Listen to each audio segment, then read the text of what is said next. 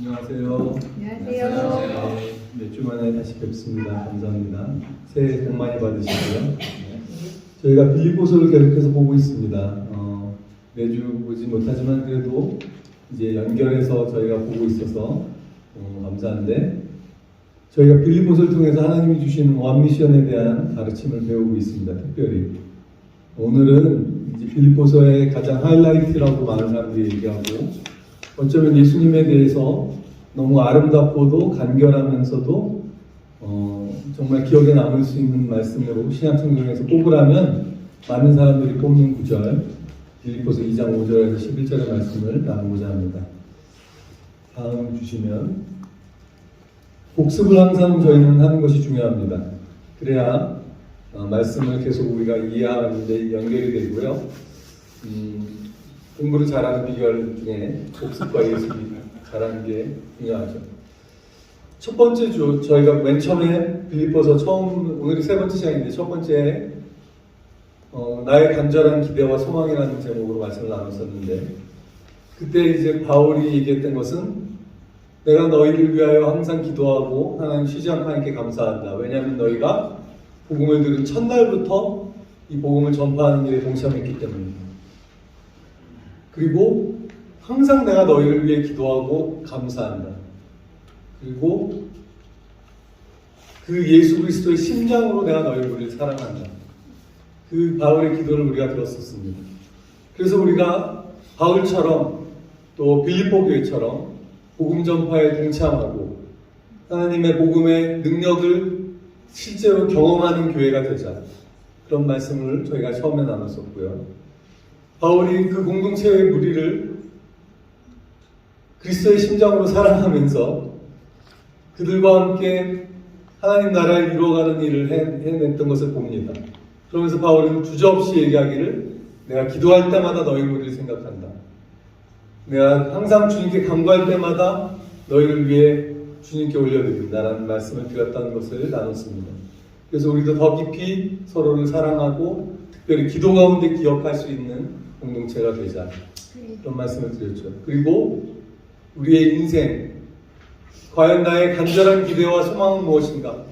바울은 내가 어찌하든지, 내가 살든지 죽든지 내 삶을 통해서, 나의 인생을 통해서 그리스도가 존귀하게 되는 것이 나의 인생의 목표이기 때문에 다른 사람이 나를 시기하고 질투한다 하더라도 마음에 흔들림이 없다라고 얘기했습니다.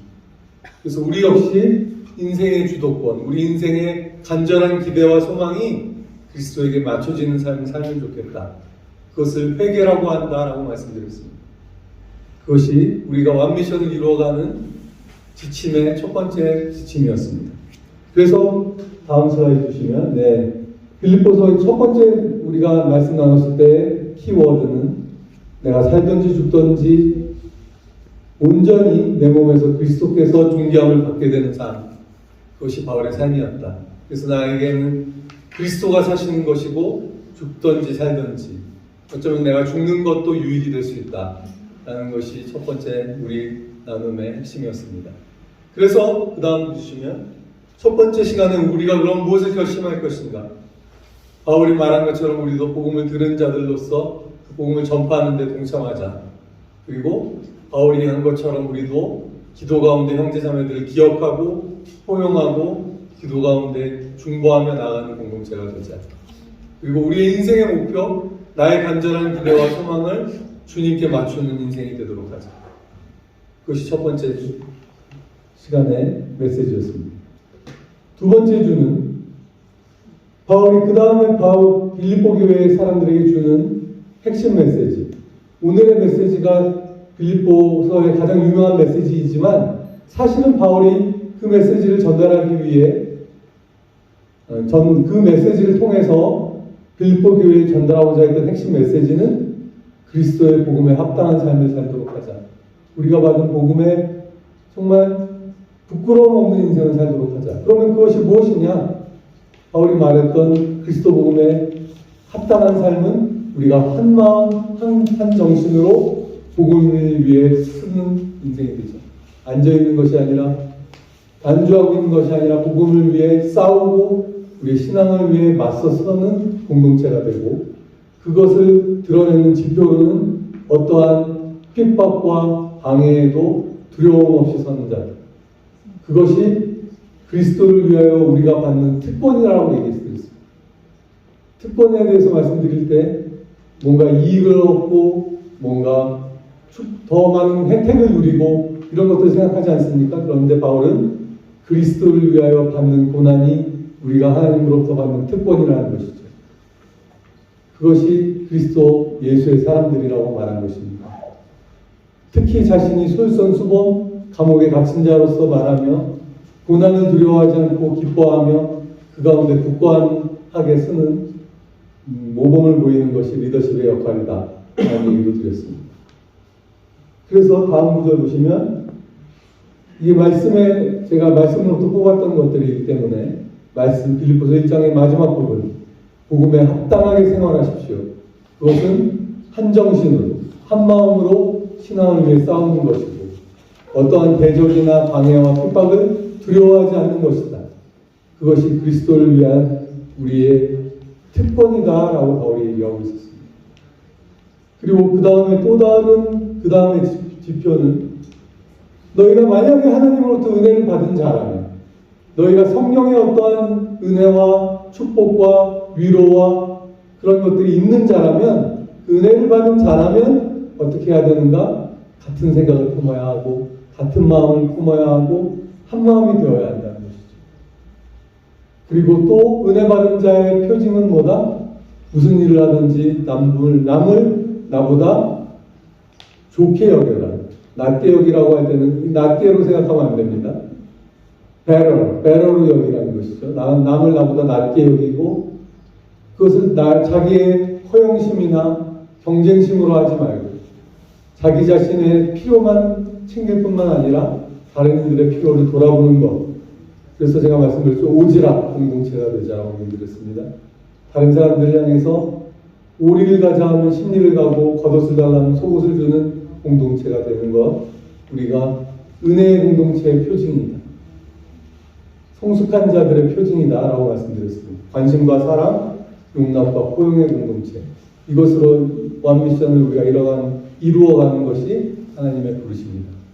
그래서 그것을 어떤 말씀을 통해서 뽑은 거냐면 1장 1절 2절 너희가 만약에 성령으로 인한 어떤 교제나 하나님의 은혜나 자비와 위로가 있다면 같은 생각을 품으십시오. 뜻을 합하십시오. 한 마음이 되십시오. 그것을 보는 것이 나에게 기쁨이다 라고 바울이 얘기하고 있죠. 그리고 3절 보시면 무슨 일을 하든지 허영심이나 경쟁심이 아니라 겸손하고 남을 나보다 더 중요한 사람으로 more significant 한 사람으로 여기는 마음, 그리고 자신의 일을 돌볼 뿐 아니라 남들의 일을 돌아보는 오지랖 마음으로 섬기는 자들이 되죠.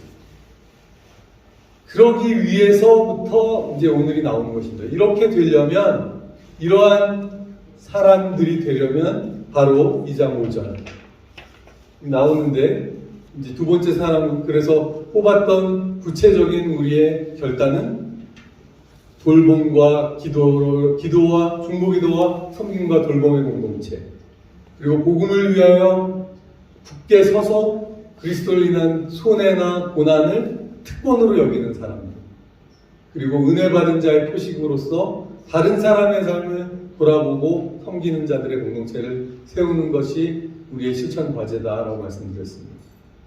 그래서 이제 오늘 2장 5절로 갑니다. 이 빌립보서의 아름다운 클라이막스와 같은 메시지입니다. 이런 사람들이 되기 위해서 여러분 안에 이 마음을 품으라. 오늘의 제목이죠. 이 마음을 품으라. 곧 우리 주 예수 그리스도의 마음입니다. 바울은 그 그리스도의 마음을 2장 6절에서 8절까지 설명하고 있습니다. 이 말씀에 집중하는 오늘 메시지가 되겠습니다. 예수의 마음은 어떤 마음이냐? 첫째, 그분은 하나님의 형상이셨죠. 하나님이시죠. 우리는 하나님의 형상대로 지음을 받은 자들인데 예수 그리스도는 그냥 하나님의 형상이십니다. 골로새서를 보시면 이미지 오브 갓이라고 되어 있어요. 하나님의 형상 그 자체가 예수님이신데 그것이 예수님의 본질이시고 마땅히 취할 만한 자격이시고 당연한 자기가 누릴 권세이신데 그것이 자신의 마땅한 권리임에도 그것을 당연한 권리로 여기지 않으셨다라고 말하고 있습니다. 하나님과 동등하신 분이시면서도 하나님이시면서도 그것을 마땅한 권리로 여기지 않으시고 오히려 자기를 비웠다. 자기의 권세와 권리를 포기한 것이죠. 일부러 내려놓은 것이죠. 왜요? 왜 그러냐면 그 다음에 나오죠. 우리를 사랑하신 그 예수 그리스도의 사랑이 그것을 그렇게 이끄셨던 것이죠. 마땅히 취할 수 있는 권세를 내려놓고 예수님이 취하신 바로 그 자리는 종의 모습이었습니다. 이 모든 말씀의 저는 중심에는 이 종이라는 단어가 있다고 생각되어져요. 예수님이 취한 그 영광의 자리, 예수님이 선택하신 그 예수님의 자리는 종의 자리였습니다. 구약 성경에 보면 레위기에 보면 사랑하는 종의 이야기가 나오죠. 어떤 이야기냐면 히브리 사람이 히브리 사람을 종으로 얻게 되는 경우가 있는데 너희가 같은 히브리 사람들끼리 이스라엘 사람들끼리는 안식년이 되면 6년이 지나서 안식년이 되면 풀어주게 되어 있습니다. 같은 히브리 사람들끼리는 풀어주게 되어 있어요. 그런데 이 종이 풀어줘서 이제 자유인이 돼야 되는 순간에 나는 차라리 내 주인의 종으로 사는 것이 더 행복하다. 내 주인을 내가 너무 사랑하게 되었어요. 그래서 그 권세를 일부러 포기하고 차라리 계속 종으로 살겠다. 주인의 종으로 살겠다 하면 어떻게 하죠? 문설주에다 대고 귀에 구멍을 뚫게 되어 있습니다. 그렇죠? 내 몸을 드리고 귀를 드리는 것이 레위기서에 나오죠. 그것은 무엇이냐면 자발적으로 종이 되는 것인데 그 종이 되는 자격이 뭐냐면 이제 나오는 말씀을 통해서 우리가 보게 됩니다. 순종과 헌신과 겸손인 것이죠. 종이 아닌 나의 신분을 종으로 낮추는 것입니다. 왜냐하면 내가 주인을 사랑하기 때문에 주인의 마음과 주인의 뜻을 행하는 삶이 더 나에게 행복하고 의미 있는 삶이라고 생각되어지기 때문에 주인에게 내 삶을 드리는 것으로 만족하고 기뻐하는 것이죠. 자발적인 헌신과 자발적인 순종인 것입니다. 특별히 귀에 구멍을 뚫는다는 의미는 내가 종의 자세로 주인의 말씀을 100% 따르겠다는 것을 의미하는 것이죠. 예수님이 바로 그 길을 살아가신 것입니다.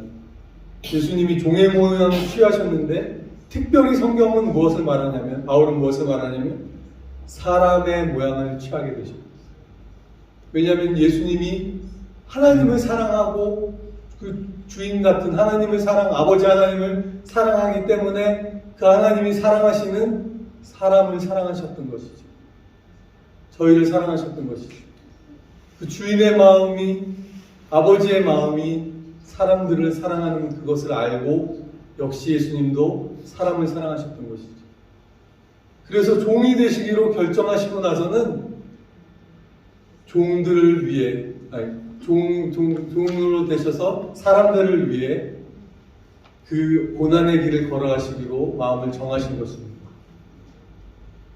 사람들이 받아야만 하는 형벌과 그 고난과 죽음을 대신 맛보시기로 결정하신 것이죠. 예수님이 택하신 방법은 그 자리에 대신 서는 것이었어요.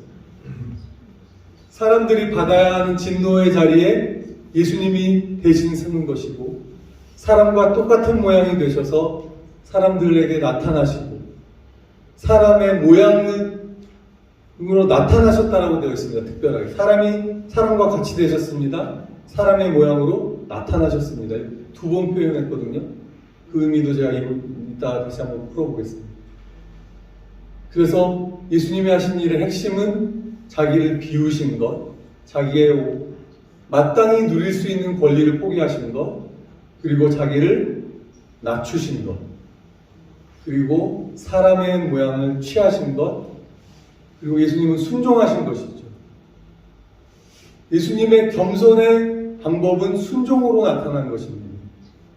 근데 어디까지, 어느 정도까지 순종하느냐? 죽기까지 순종하는 것이죠. 죽은 그 자리에까지 가는 것이면 완벽하고도 완전하고도 조건 없고 절대적 순종인 것이죠. 그리고 성경은 말하기를 그 죽기까지의 순종인데 심지어 십자가의 죽음으로서의 순종이다. 죽는 순종도 대단한 것이고 누구나 할 수 없는 것인데 심지어 십자가의 죽으신 순종을 통해서 그 순종과 겸손을 이루어내신 것이다. 예수님의 성육신과 예수님의 겸손과 예수님의 순종과 예수님의 희생을 축약적으로 가장 아름답게 표현한 신약성경의 점수라고 많은 사람들이 얘기하는 이유가 여기 있는 것입니다. 그래서 이것을 정리해보면 실천지침이라고 저희가 실천할 것은 예수님을 결국은 예수님을 바라는 사람, 해바라기가 예수 바라기가 되는 것이죠. 우리는 예수님을 바라보고 그 한 절이라도, 그 삶의 한 절이라도 따라하기를 원하는 것이 우리의 실천지침. 예수님이 하셨던 것은 무엇입니까? 제가 표현한 저의 표현으로 말씀드리자면 자신이 마땅히 가질 수 있고 당연한 권리를 포기하고 비우고 종이 되기를 선택하고 자발적으로 종의 길을 선택하고 실천하신 분이 예수님이시고 하나님이라는 당연하고 당당한 자신의 권리를 당연한 것으로 여기지 않으시고 자기를 포기하고 그 권리를 버리는 것이죠. 여러분들도 당연히 누릴 수 있는 권리가 있고 당연히 누릴 수 있는 축복이 있지만 그것을 일부러 내 사랑하는 주인, 내 사랑하는 하나님, 아버지를 위해 버리신 예수님을 따라가는 삶을 사는 것입니다. 나를 비운다라는 것은 그냥 공허하게 비워내는 것이 아니라 하나님의 사랑의 시선이 머무르는 곳을 나도 가기 위해 내가 누릴 수 있는 권리를 포기하는 것입니다. 그래서 그냥 비우는 것이 아니라 종의 모양을 택하는 것입니다. 무조건 따르겠습니다. 무조건 순종하겠습니다. 무조건 원하시는 대로 하겠습니다.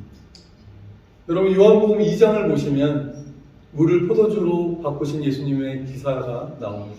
기적이 나옵니다. 그때 마리아가 한 말이 뭡니까? 마리아가 예수님이 마리아에게 뭐라고 말하죠? 아주 쌀쌀맞게 여자여 이게 나와 무슨 상관이 있나이까? 내 때가 아직 이르지 아니하였나이까? 마리아가 포도주가 없다라고 얘기했을 때 예수님의 반응이었죠. 이렇게 쌀쌀한 엄마한테 꿀밤을 맞아도 전혀 이상하지 않는 그런 말인데 예수님의 대답을 들은 마리아의 대답은 놀랍게도 예수님에게는 아무 말도 하지 않고 하인들을 보고 무엇라 명하시든지 그대로 하시라. 마리아의 대답은 예수님을 아들로서 한 응답이 아니라 하나님의 아들로서 했던 응답인 것이죠. 주님의 말씀이라면 무엇이든지 옳으니 그대로 행하라. 이것이 바로 종의 자세 아닙니까? 누가복음 1장에 보면 이 마리아가 어떤 사람인지 또 나옵니다. 그때 가브리엘 천사가 예수님에게 나타나서 마리아에게 나타나서 동정녀였던 시절인데 하나님의 능력이 너에게 임할 것이고 지극히 높으신 이의 능력이 너를 덮어서 너는 아이를 갖게 될 것이다. 그랬을 때 마리아가 한 대답이 무엇이죠? 첫 마디가 나는 주님의 계집 종이오니. 종의 자세와 삶의 태도를 가진 사람들에게는 하나님의 기적이 경험되어지는 것입니다. 하나님의 능력이 나타나는 것입니다. 찾아보십시오. 누가복음 보시면 마리아의 첫 마디가 나는 주의 계집 종이오니 주의 말씀대로 내게 이루어질 것입니다. 종의 스피릿을 가진 사람입니다. 그리고 사람과 같이 되셨음에 사람의 모양으로 나타나셨다. 사람과 같은 모양이 되셨다는 것은 그의 존재적인 동일시함을 의미합니다. 그가 느끼는 바만 그런 것이 아니라 그가 실제로 그들이 섬기고 사랑하는 자들과 동일한 모양이 된 것입니다. 히브리서 2장에 보면 그분이 구원의 주가 되신 것이 합당하다. 왜냐하면 그분이 섬기는 사람들과 같은 모양이 되셨기 때문입니다. 히브리서 2장에도 그런 말씀이 나오죠. 그리고 실제로 그런 자신의 존재감만이 동일화된 것이 아니라 사람으로 나타나셨다는 것이죠.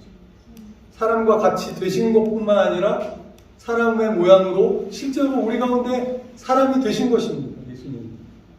실천적으로 그분의 형상으로 사람의 모양을 취하신 것뿐만 아니라 사람의 삶을 사신 것이죠. 이 땅 위에 33년간, 약 33년간 사람의 삶을 실제로 사신 것이죠. 저는 선교사가 된 것에 대해 하나님께 너무 감사하는 것은 감히 예수 그리스도께서 이 땅에 오신 것에 그 흉내 비슷한 것이라도 할 수 있는 삶을 사는 것이 너무 감사한 것 같아요. 그리스도를 모르는 사람들 앞에 와서 같이 그리스도가 우리에게 한 모양으로 나타나신 것처럼 살 수 있는 삶을 주신 것이죠. 다음을 주십시오. 사람이 되셨어. 예수님이 하신 것이 무엇이죠? 자기를 낮추사 죽기까지 순종하셨다라고 말씀하고 있지 않습니까?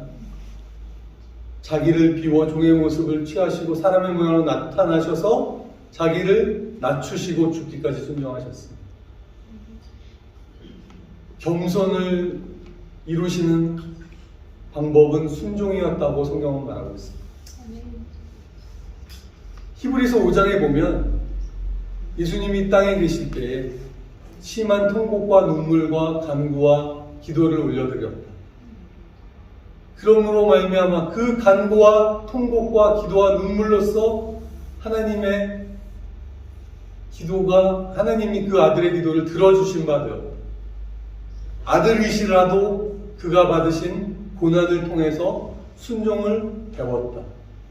라는 것이 히브리서 5장의 표현입니다.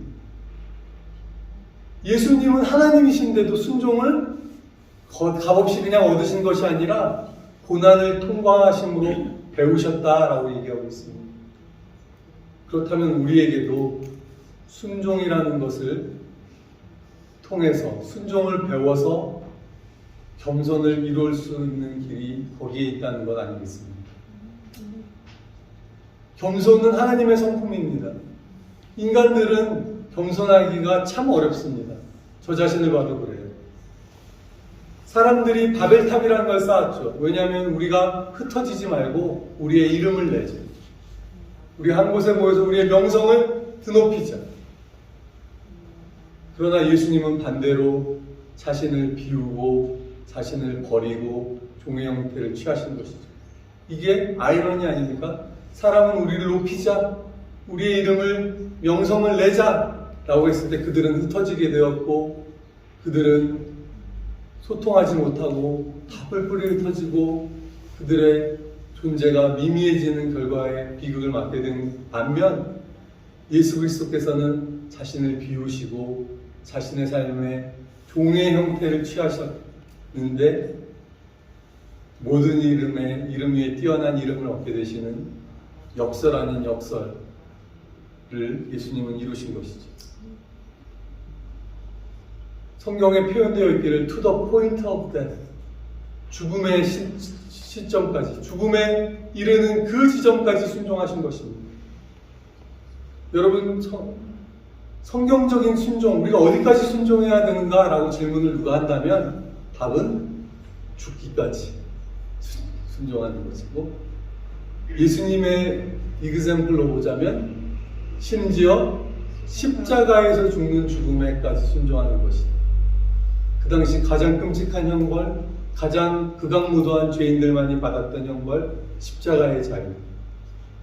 그래서 사람들은 십자가를 거리끼는 것이었고 불편하고 수치스러워하고 보고자 하지 않았던 그 자리에까지 순종하는 것이 예수님이 취하신 자리입니다. 과연 우리가 어찌 이 길을 걸어갈 수 있을까라고 생각되어집니다. 제가 이 말씀을 볼 때 제가 써놨지 어디까지 우리가 순종해 보았습니까? 어디까지 하나님 앞에 우리의 권리를 포기해 왔습니까, 여러분? 예수님의 우리를 향한 도는 십자가에 죽으심까지. 십자가에 죽으심까지. 다음 주십시오. 그 다음 성경 말씀은 놀랍게도 예수님의 영광스러운 그 대가를 받으시고 상급을 받으시는 말씀을 말하고 있죠. 그러므로 하나님이 그를 지극히 높여. 그러므로 하나님이 지극히 높여. 우리가 대가를 지불하고 하나님 앞에 우리의 삶을 드릴 때 공짜는 없습니다, 여러분. 하나님의 리워드, 하나님의 잘했다는 칭찬이 우리를 기다리고 있습니다. 바울이 얘기하지 않습니까? 이제 빌립보서 3장을 보시면 나오죠. 내가 하늘의 그 부르심의 상을 쫓아간다. 하나님이 나를 위해 예비해 놓으신 그 의의 면류관을 바라보며 나아간다.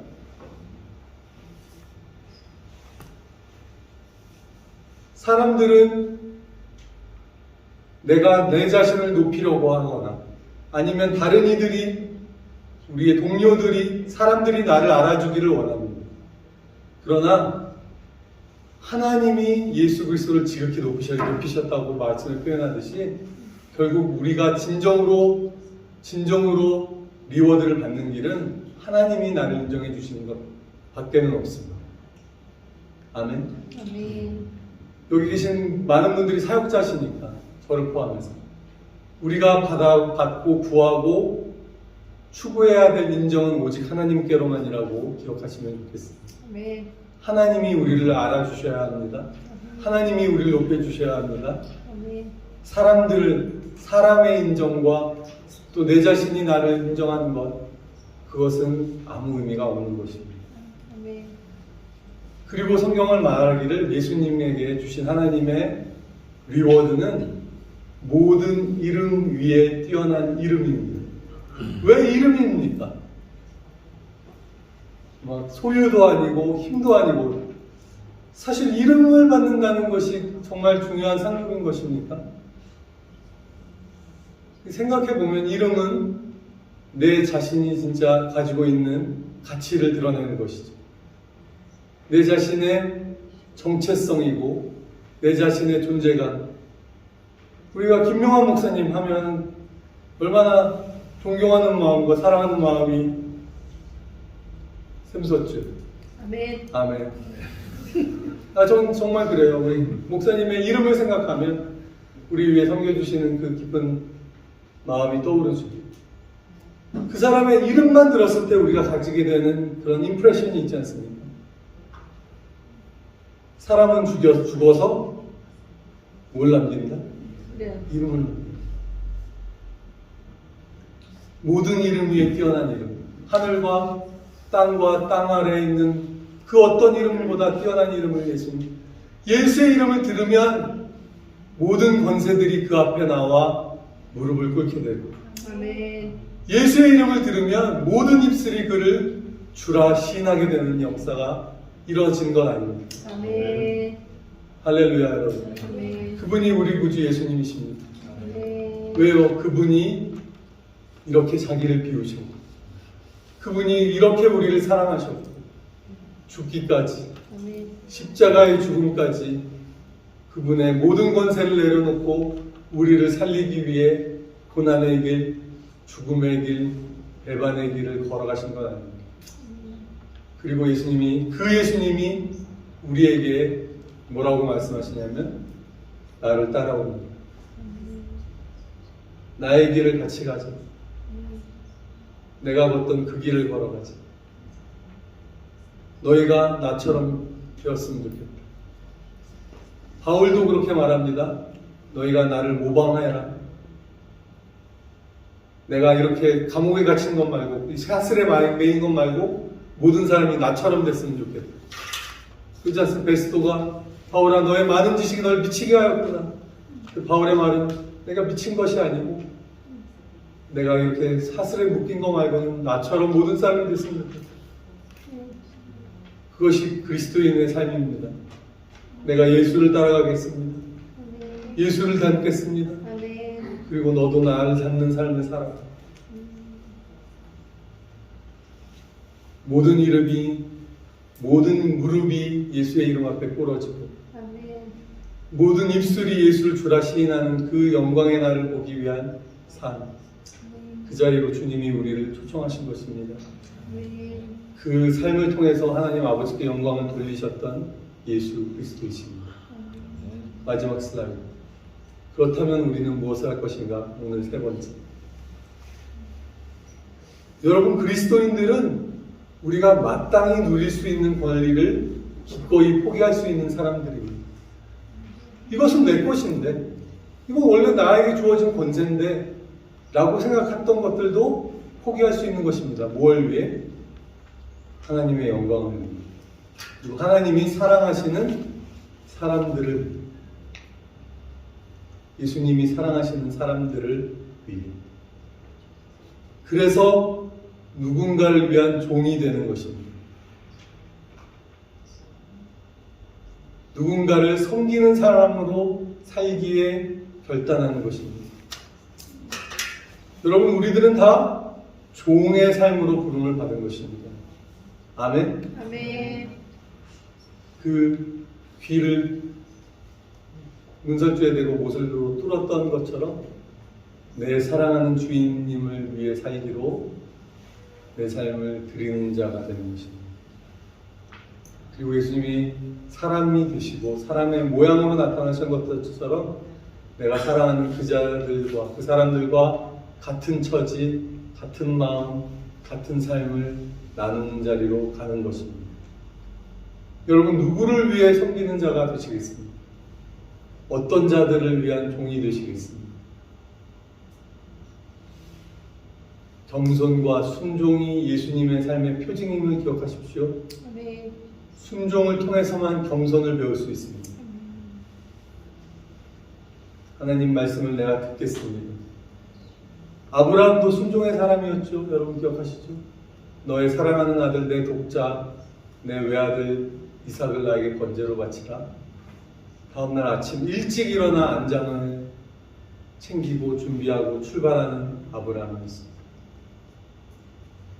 어디까지 순종하느냐? 기억하십시오. 죽기까지, 십자가의 죽음으로까지 순종하셨던 예수님. 그렇다면 내가 순종하는, 정말 내가 순종하는 것의 상식선의 마지막이라고 생각하는 그 이상까지 순종해야 된다는 것을 기억하는 것입니다.